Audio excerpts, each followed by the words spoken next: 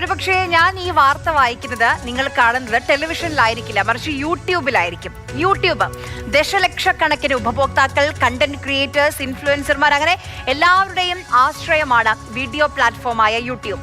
Content കാണുന്നതിന് മാത്രമല്ല, content പ്രചരിപ്പിക്കുന്നതിനും YouTube ഉപയോഗിക്കുന്നുണ്ട്. ചില കണ്ടന്റുകൾ ഒറിജിനലാണ്, ചിലർ ഒറിജിനൽ കണ്ടന്റ് ആവർത്തിക്കുന്നു, ചിലർ ഇപ്പോൾ AI കണ്ടന്റുകൾ വരെ ഉപയോഗിക്കുന്നുണ്ട്.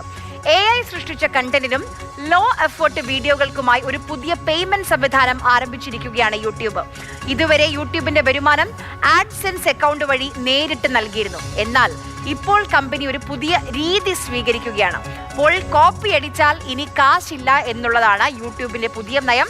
എന്താണ് പുതിയ നയം, എന്തൊക്കെയാണ് മാറ്റങ്ങൾ, എന്ന് മുതൽ ഈ മാറ്റം നമുക്ക് വിശദമായി തന്നെ പരിശോധിക്കാം. ഈ പറയുന്നതുപോലെ കോപ്പി അടിച്ചാൽ ഇനി യൂട്യൂബിൽ നിന്ന് നമുക്ക് കാശ് കിട്ടില്ല. യൂട്യൂബ് കണ്ടന്റ് ക്രിയേറ്റേഴ്സിനുള്ള പേയ്മെന്റ് സിസ്റ്റത്തിൽ മാറ്റം വരുത്തുകയാണ്. ജൂലൈ 15 മുതൽ, അതായത് 3 ദിവസം കഴിഞ്ഞാൽ ഈ മാറ്റം പ്രാബല്യത്തിൽ വന്നു തുടങ്ങും. ഇതുവരെ യൂട്യൂബിന്റെ വരുമാനം, യൂട്യൂബിൽ നിന്ന് പണം ലഭിക്കുന്നതിന് കണ്ടന്റ് ക്രിയേറ്റേഴ്സിന് നേരിട്ട് ആഡ്സെൻസ് അക്കൗണ്ട് നൽകിയിരുന്നു. എന്താണ് പുതിയ രീതി എന്ന് നമുക്ക് നോക്കാം. യൂട്യൂബ് വരുമാനത്തിനായി ഇനി മുതൽ ഒരു പ്രത്യേക ആഡ്സെൻസ് അക്കൗണ്ട് ലിങ്ക് ചെയ്യേണ്ടി വരും. അതായത് പണം കിട്ടാൻ കണ്ടന്റ് ക്രിയേറ്റേഴ്സ് ഒറിജിനലും ആധികാരികവുമായ ഉള്ളടക്കം അപ്ലോഡ് ചെയ്യണം. ഒരു ചാനലിന് ഒരു വർഷത്തിൽ ഏകദേശം 1000 സബ്സ്ക്രൈബേഴ്സും അതോടൊപ്പം തന്നെ 4000 വാച്ച് അവേഴ്സും, അതായത് സാധുവായ പൊതുനിരീക്ഷണ മണിക്കൂറും ഉണ്ടായിരിക്കണം.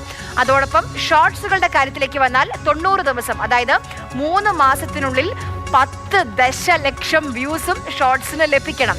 ചുരുക്കത്തിൽ നിങ്ങൾ ആരിൽ നിന്നെങ്കിലും ഉള്ളടക്കം എടുക്കുകയാണെങ്കിൽ, കണ്ടന്റ് കോപ്പി അടിക്കുകയാണെങ്കിൽ നിങ്ങളുടെ യഥാർത്ഥ ഇൻപുട്ട് ഉണ്ടോ എന്ന് യൂട്യൂബ് പരിശോധിക്കും.